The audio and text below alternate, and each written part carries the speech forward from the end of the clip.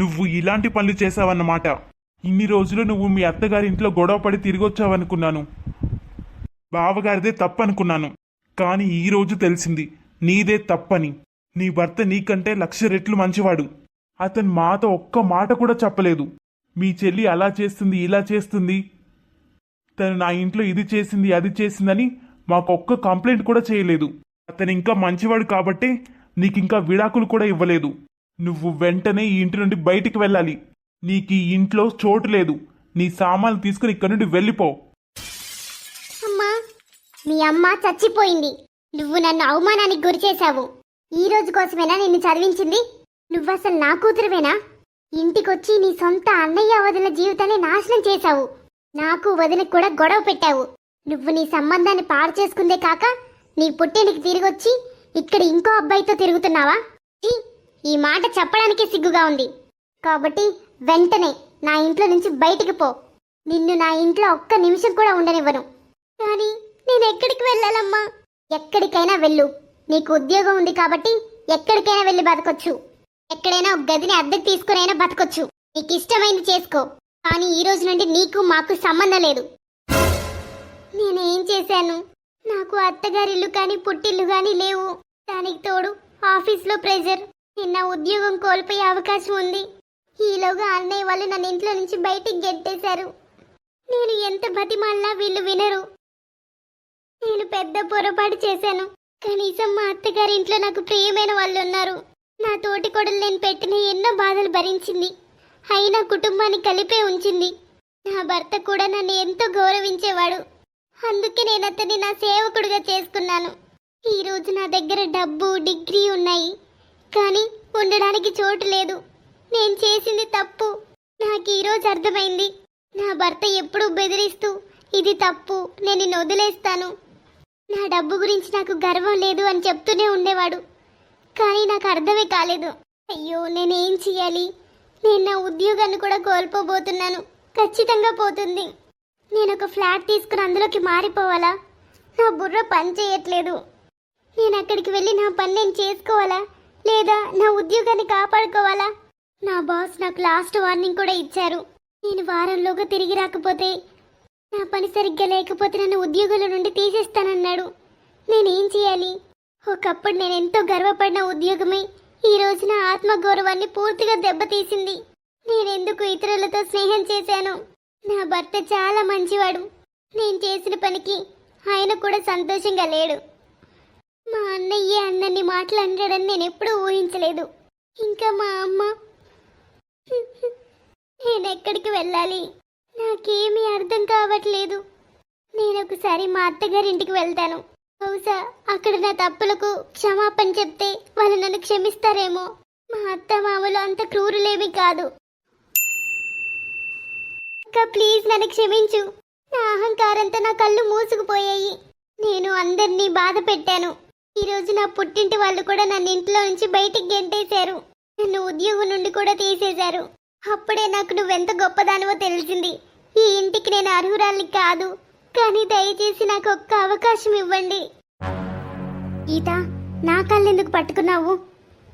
వదులు గీత. అక్క, నన్ను క్షమించు. నేను నీకు అన్యాయం చేశానని ఒప్పుకుంటున్నాను. నేను నిన్ను నా తోటి కొడలుగా ఎప్పుడూ భావించలేదు.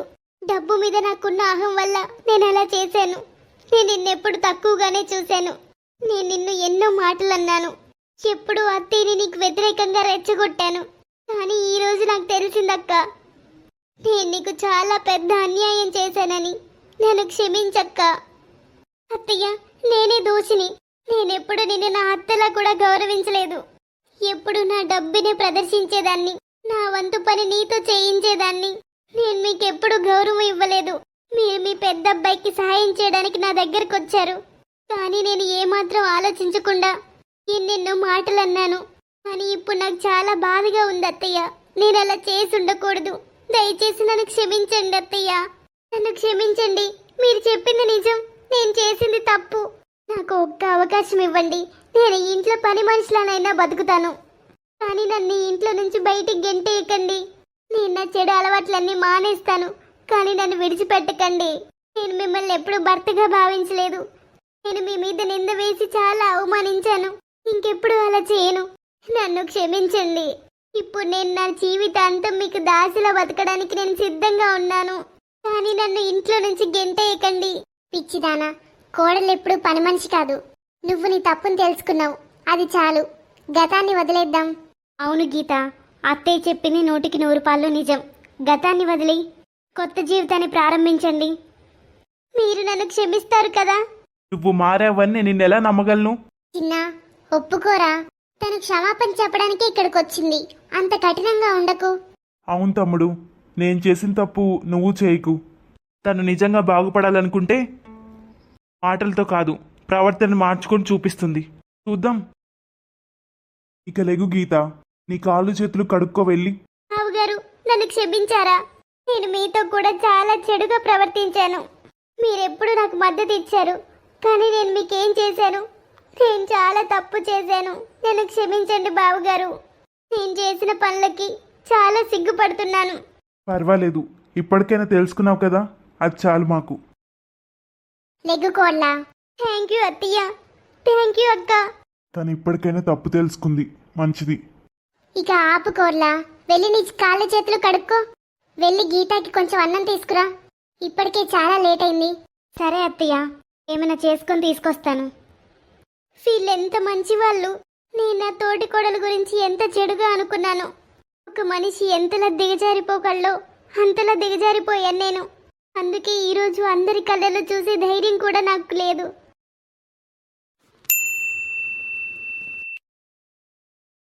గీత, ఇంత పొద్దునే వంటగదిలోనా? గీత, వంటగదిలో ఏం చేస్తున్నావు? నువ్వు ఆఫీస్కి రెడీ అవ్వవా? అక్క, మీరెన్ని రోజులుగా ఈ ఇంటికి ఈ కుటుంబానికి సేవ చేశారు. చిన్న కోడలిగా నేనేం చేశాను? ఏమీ చేయలేదు. కాబట్టి ఈ రోజు నుండి నేను కూడా నీ పనుల్లో హెల్ప్ చేస్తాను. వావ్ కోడల, ఇది చూసి నాకు చాలా సంతోషంగా ఉంది. అత్తయ్య, నేను ఇంట్లోకి వచ్చినప్పటి నుండి ఇది నా సొంత ఇల్లులా ఎప్పుడూ అనుకోలేదు. కానీ ఇప్పుడు ఇది నా సొంత ఇల్లులా అనిపిస్తోంది. కానీ నిజానికి ఇది నా సొంతం కాదు. ఈ గీత ఇంత త్వరగా ఎలా మారిపోయిందో నాకు అర్థం కావడం లేదు. తను ఇంత త్వరగా మారిపోవడానికి అంతలా ఏం జరిగింది? అమ్మ గీత, నేను కోరుకున్నది ఇదే. ఇది నీ అత్తగారి ఇల్లు కాదు, నీ సొంత ఇల్లులా భావించాలి. కనీసం ఈ రోజైనా అర్థం చేసుకున్నావు, అది చాలు నాకు. ఇప్పుడు నేను చాలా సంతోషంగా ఉన్నాను. నా ఇంట్లో నాకు 2 కోడళ్ళు ఉన్నారు. ఒకరు నా కుడి చెయ్యి అయితే మరొకరు నా ఎడం చెయ్యి. థ్యాంక్ యూ అత్తయ్య. థ్యాంక్ యూ అక్క. నన్ను యాక్సెప్ట్ చేసినందుకు చాలా థ్యాంక్స్. ఓ గీత, అలా అనకు. నువ్వు ఈ ఇంటి కోడలివి. మరి ఈ ఇంటి కోడలు ఇంత విచారంగా ఉంటే బాగుంటుందా? నేనెప్పుడు వీళ్ళని ఏడిపించడానికి ట్రై చేశాను, కానీ వీళ్ళు నన్ను నవ్వించడానికి ట్రై చేస్తున్నారు. నన్ను క్షమించరా? నాకు తెలుసు నేను చేసిన దానికి కేవలం క్షమాపణ చెప్పడం సరిపోదని. నేను నా చదువు, ఉద్యోగ గర్వం వల్ల మిమ్మల్ని చాలా తక్కువగా చూశాను. మీ అన్నయ్యని అవమానించాను. మిమ్మల్ని వదిలేస్తానని కూడా బెదిరించాను. నేను నా సామర్థ్యాల పట్ల చాలా గర్వపడ్డాను. కానీ ఒక భార్యకు అండగా నిలిచేది తన భర్తనన్న విషయాన్ని మర్చిపోయాను. నేను నా పుట్టింటికి వెళ్ళినప్పుడు నాకు అర్థమైంది, ఈ ప్రపంచంలో నువ్వు తప్ప నాకెవరూ లేరని. డబ్బు వస్తుంది పోతుంది, కానీ మీరు నాకు ఇచ్చినదాన్ని మరెవరూ ఇవ్వలేరు. నేను మీకు మాటిస్తున్నాను, మళ్ళీ ఆ తప్పు చేయను నేను. నా ఉద్యోగం, నా అహం నీకంటే గొప్పవి కావు. మీరే నాకు సర్వస్వం. నన్ను నిజంగా క్షమించగలరా? నేను మిమ్మల్ని చాలా ప్రేమిస్తున్నాను. నేను ఇక్కడి నుంచి వెళ్ళిపోయిన తర్వాతే మీ ఇంపార్టెన్స్ నాకు అర్థమైంది. ఇప్పుడు మీరే నాకు సర్వస్వం, ఇంకెవరు కాదు. గీత, నువ్వు నన్ను ఎంతగానో బాధ పెట్టావు. నువ్వు చెప్పే ఏ మాటను నేను నమ్మలేకపోతున్నాను. నువ్వు నన్ను మోసం చేసినప్పుడు నా ప్రేమ కూడా మోసపోయింది. నీకు విషయం అర్థమైంది కదా? కానీ నేను నిన్ను అంత త్వరగా క్షమిస్తానని ఆశపడకు. మెల్లగా చూస్తా నీ ప్రవర్తన మారిందా లేదా ఇంతకు ముందులాగే ఉందా. చేయాల్సిన తప్పులన్నీ చేసి నన్ను క్షమించు, అంతా మర్చిపోండి అంటే అంత త్వరగా మర్చిపోలేను కదా. నేను ఎన్నో తప్పులు చేశాను. నా భర్త కూడా నన్ను నమ్మడం లేదు. కానీ నన్ను నేను మార్చుకుంటాను. నా భర్తే నాకు సర్వస్వం. మీకోసం టీ తెచ్చాను, త్వరగా తాగండి, లేదంటే చల్లారిపోతాయి. సరే, నేను తాగుతాను.